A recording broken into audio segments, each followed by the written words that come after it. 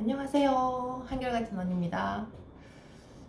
오늘은 여러분께 알려드릴 내용 중에서 제가 이제 4년 차가 되면서 지금 막 시작하시려는 그런 중개를 처음 하시려는 분들, 중린이죠?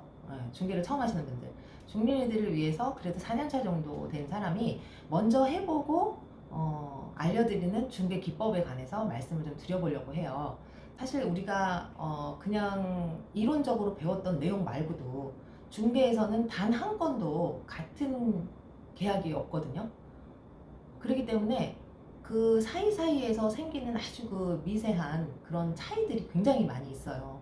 그럴 때마다 저도 이럴 때는 이걸 어떻게 해야 되지? 저런 질문을 할 때는 저런 것도 있었네? 이런 내용들이 중간중간에 아주 그 미묘한 그런 차이에서 오는 질문들이 좀 있어요. 그런 것들을 저도 처음에는 잘 몰라가지고 계속 찾아보고 알아보고 이제 이렇게 하면서 진행을 했는데, 지금도 또 어떤 질문 이런 거 주셨을 때 지금도 막히는 부분들이 꽤 있고, 저도 마찬가지고 처음에 많은 대표님들의 계약하는 방법을 좀 알아보기 위해서 제가 공동중개를 많이 했다고 했잖아요. 그런 것처럼 대표님들마다, 특히나 이제 잘하시는 분들마다 보면 자기만의 방법을 찾아서 계약을 잘 하시는 거잖아요.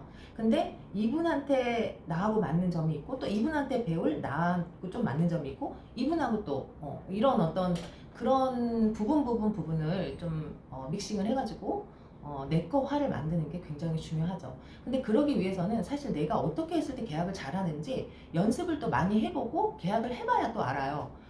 우리가 종목에도 여러 가지가 있잖아요. 상가도 있고, 뭐 지식산업센터도 있고, 또 주택도 있고, 주택 중에도 뭐 아파트, 빌라, 뭐 원룸 여러 가지가 있고, 하여튼 다양하잖아요. 뭐 토지도 있고. 근데 그런 것들을 내가 해봤을 때 정말 나하고 잘 맞고, 내가 이 부분에 그래도 약간 특화가 돼 있네라는 거를 알기 위해서는, 나 자신을 알기 위해서는 일단 계약을 여러 방면으로 다 많이 해봐야 된다는 거죠. 그래야지 잘 알 수 있고, 또 여러 방면으로 해보지 않다 하더라도 내가 이거를 계약을 몇 번 하다 보니까 이런 부분, 이런 종목을 내가 잘 하네. 뭐 이런 것들을 이제 잘 찾아가야 되는데, 그러기 위해서는 어쨌든 나만의 중개 스킬을 좀 키워야 되는데, 그러기 위해서는 많은 계약을 해봐야 된다는 거죠. 될 수 있으면 가리지 않고 좀 해보는 것이 중요하다라는 거죠. 중개의 정석이라는 책을 봤을 때 그 저자분이 막 진짜 막뭐 울산도 가고 막 멀리 비행기 타고 가가지고 사인하고 오시고, 뭐 거기 있는 물건까지 막 이렇게 하시는 거 보고, 와, 이거는 진짜 범위가 굉장히 전국적이구나. 그리고 또 제가 아는 분 중에서 한 분은 토지를 또 계약하기 위해서 제주도까지 가가지고 사인을 하고 오신 경우도 있고 그렇거든요. 그래서 그냥 국한된 어떤 그런 지역적인 것보다는 조금 다양한 물건으로 또 지역적으로도 좀 넓게 이렇게 범위를 잡고 진행을 하시는 것이 굉장히 좀 앞으로는 점점 더 우리 중개사들이 그 역할이 그렇게 돼야 되지 않을까라는 이제 생각을 하면서, 어쨌든 이제 그런 단계로 계약을 이제 진행을 잘 하기 위해서는 이제 먼저 여러 가지 계약을 해보는 것이 중요하다. 이제 이렇게 제가 말씀을 드릴 수 있는데, 이 제가 먼저 해보고서 알려드릴 수 있는 중개 기법에서 일단 오늘 같은 경우에는 첫 번째 이제 광고에 관해서 말씀드리려고 하거든요. 이상한 광고 사진으로 계약하는 중개 기법에 관해서 말씀을 드려보려고 해요.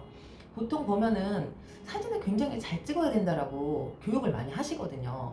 그래서 사진을 찍을 때 뭐 어떻게 찍어야 되고, 뭐 어떤 카메라로 찍어야 되고 막 이제 이런 것들이 좀 있는데, 요즘에는 사실 뭐 카메라 따로 가지고 다니실 필요 없이 핸드폰으로 언제 어디서나 그냥 다니다가 찍을 수 있는, 그게 너무 잘 돼 있잖아요, 핸드폰이. 그래서 핸드폰 하나면 저는 좀 충분하다고 생각을 하는데, 이 핸드폰 사진 찍을 때도 뭐 어떤 각도에서 어떻게 찍어야 되고, 이거를 광고 올릴 때는 뭐 뽀샵을 어떻게 해가지고 이렇게 올려야 되고 막 이런 것들에 관해서 말씀을 많이 하시는데, 저는 그냥 쉽게 좀 일을 하는 것이 굉장히 좀 효율적이라고 생각을 하기 때문에, 특히나 이제 저희 같은 나이에는 젊으신 분들이야 뭐 여러 가지 기법도 빨리빨리 습득할 수 있고, 또 이미 알고 있는 것들도 있고, 어떤 습득하는 데 있어서 바로바로 알고 또 더 좋은 것들을 활용해가지고 이렇게 기법으로 사용하실 수도 있긴 한데, 저희 같은 경우에는 아직까지는 그래도 뭔가 이렇게 받아들일 때 조금 느리다는 생각을 하거든요, 저조차도. 그래서 이거를 내 거화 시키는데 좀 시간이 걸려요, 특히나 저 같은 경우는. 그렇기 때문에 그냥 될 수 있으면 좀 쉽게 할 수 있는 방법으로 가는 게 좋고, 또 제가 계약을 할 때도 막 어렵게 가는 거 별로 안 좋아하거든요. 쉽게 그냥 간단하게 하고, 또 브리핑 할 때도 저는 막 이렇게 설명을 막 장황하게 길게 많이 하진 않아요. 간단하게 그냥 설명드리고, 그리고서 이제 계약을 하는 그런 편인데, 일단은 광고 사진 찍을 때도 보면은 막 진짜 그 우리가 사진 찍는 것부터 교육을 받기도 하거든요. 근데 그 사진을 그렇게 막 잘 찍을 필요가 없다라는 거예요. 왜냐면 제가 실제로 해보니까 너무너무 좋은 사진을 잘 찍어서 일단 고객이 왔어요. 그런데 이 집을 보여줬을 때 고객이 실망하는 경우가 많다라는 거죠. 오히려. 왜냐면 사진이 너무, 그러니까 기본적으로 뭐 평수가 15평인데 20평 정도 되는 사이즈 정도로 보이게, 예, 와이드로 막 엄청 적당히는 이렇게 할 수 있지만 굉장히 좀 넓어 보이게 그렇게 할 수도 있고, 또 집을 막 뽀샵을 해가지고 진짜 집이 너무 막 굉장히 좋은 것처럼 막 반짝반짝 했는데 막상 가보니까 뭐 그렇게 생각보다, 예. 그래서 우리가 항상 보면은 그냥 뭐 아주 잘 찍으려고 그렇게 노력할 필요가 없다는 거예요. 그래서 저는 그냥 적당히 찍거든요, 적당히. 그래서 사진 찍을 때 물론 전반적으로 잘 나오게 찍는 거는 중요해요. 어떤 한 부분에 사진을 못 찍는다고 해서 또 이상하게 찍는다는 거는 못 찍는 게 아니라 너무 잘 찍으려고 하지 말라는 거예요. 그냥 보통 보면은 전체적으로 잘 나올 수 있게 찍는 거 있잖아요. 뭐 어떤 일부분을 찍어가지고만 올린다거나, 그게 아니라 전체적으로 집이 다 나올 수 있게, 거실, 그 다음에 뭐 주방, 그 다음에 뭐 베란다, 화장실, 화장실이 뭐 2개는 화장실 2개, 그 다음에 뭐 특별하게 거기 옵션이 좀 중요한 것들이 있다, 그런 옵션 이렇게 사진을 찍는데 보통 대각선에서 많이 찍어요. 물론 정면으로 찍기도 하는데, 정면으로 찍으면은 이게 원래 집보다 굉장히 좀 좁게 나오는 그런 경우가 많더라고요. 그래서 대각선으로 이렇게 찍거든요. 그러니까 예를 들면은 집이 이렇게 네모나게 거실이 있다 그러면은 대각선으로 찍는다는 거죠. 정면으로 찍는 게 아니라 대각선으로. 그래서 전체적으로 보일 수 있게, 그리고 구조가 어떻게 좀 생겼는지 그런 거에 포커스를 맞춰서 사진을 찍는다면 굳이 막 뽀샵을 한다거나 예쁘게 막 이렇게 하지 않아도 전반적으로 봤을 때 이 집의 구조가 이렇구나 이렇게 보시고 오시거든요. 그래서 제가 사진을 그렇게 잘 찍어서 막 올리고 막 뽀샵해서 올리지 않기 때문에 찍은 그대로 저는 그냥 올리거든요. 근데 손님들이 왔을 때 이렇게 고객들이 보시면 보통 대부분은 제가 사진보다 오히려 집이 좋네요 이런 말씀 많이 하시거든요. 그런 말씀을 하시는 분들은 거의 대부분 계약으로 이루어지는 거죠.